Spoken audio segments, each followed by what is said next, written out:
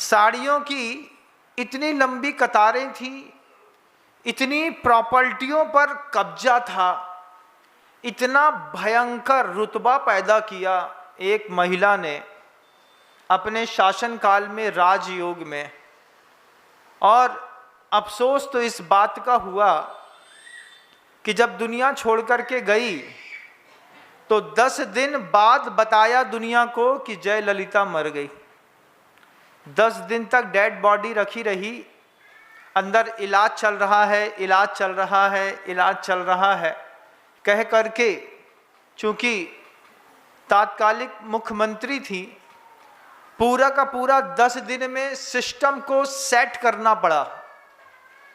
प्रॉपर्टियों में जो हथिया सकते थे, जहां पर दस्तखत करा सकते थे, जो जिसके नाम कर सकते थे, जहां अंगूठा लगवा सकते थे, मृतदेह से जो जो कर सकते थे, 10 दिन तक करके उनके कलीग जो साथ में रहने वाले लोग थे, जिसने इतनी मेहनत करके इतना बड़ा एम्पायर खड़ा किया, जब गई तो कुछ ले जा नहीं सकी साथ में।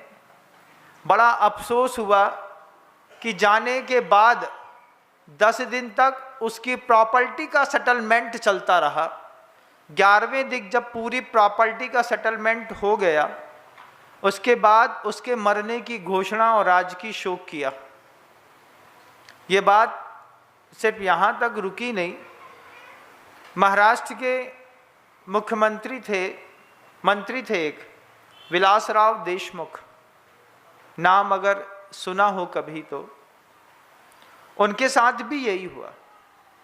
स्विस बैंक में उनका अकाउंट था, उस अकाउंट को ओपन करने के लिए हॉस्पिटल से उनके अंगूठे की सर्जरी करके अंगूठा निकाल लिया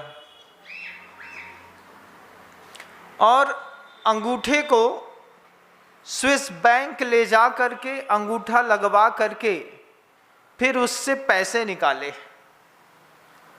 ये कुछ लोगों के ऐसे उदाहरण हैं। सिकंदर का देखिए, जयललिता का देखिए, आप चाहे विलासराव देशमुख का देखिए, या फिर आप अपना देखिए।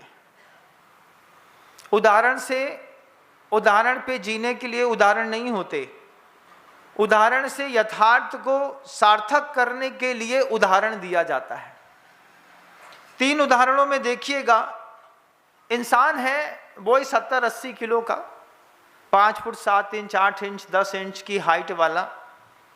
दिमाग का खूंखारपना कितना होगा इन लोगों का, इन लोगों ने कितनी संपत्ति इकट्ठी करी होगी।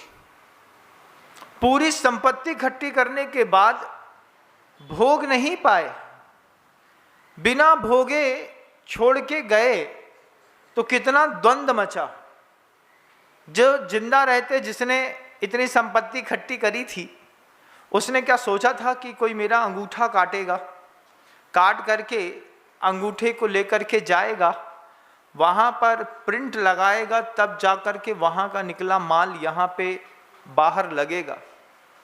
आज पूरी दुनिया में हर समाज में ऐसे धनाढ्य भामाशाह लोग मिल जाएंगे, हर समाज में, जिनके पास आगे अब भोगने के लिए कुछ बचा नहीं और कब्र पर करीब करीब पैर लटका करके बैठ गए हैं।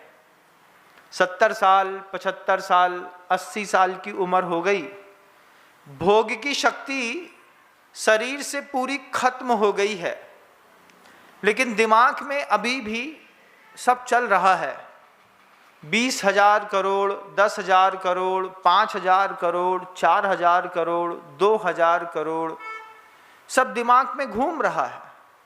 रोज जैसे भगवान की अष्टद्रव्य से मंदिर में आकर के पूजा करते हैं, ऐसे ही रोग रूपी देवता की भी वो रोज 8 विभिन्न विभिन्न प्रकार की गोलियां खा करके रोग देवता की पूजा करते हैं। सुबह पहले एक ट्रांसपेरेंट खाएंगे, फिर एक पीली वाली खाएंगे जैसे जल चंदन चढ़ा रहे हों, उसके बाद एक पाउडर खाएंगे दोपहर में 11 बजे से पहले, जैसे अक्षत चढ़ा रहे हो। उसके बाद पीले वाले 2 कैप्सूल हैं, पुष्प चढ़ा दिया। उसके बाद उठ करके आगे आए, 2 बड़ी बड़ी स्टेप्सिल्स जैसी गोलियां हैं चूसने के लिए, जैसे नैवेद्य और दीपक अंदर प्रज्वलित कर दिया गया है। फिर बाद में एक और लास्ट में सोते सोते कैप्सूल ऐसा, जिस कैप्सूल का रंग चितकबरा है, बहुत सारे उसमें ट्रांसपेरेंट कैप्सूल है, छोटे छोटे डॉट्स अंदर, गोली गोले गोले गोले, हरे नीले पीले, जैसे अंत में अर्घ चढ़ाते हैं। ऐसे भी जीवन शैली वाले लोग संसार में हैं अभी भी। जैसे 8 द्रव्य से भगवान की पूजा करते हैं, ऐसे ही रोग रूपी देवता की वो रोज सुबह शाम पूजा करते हैं।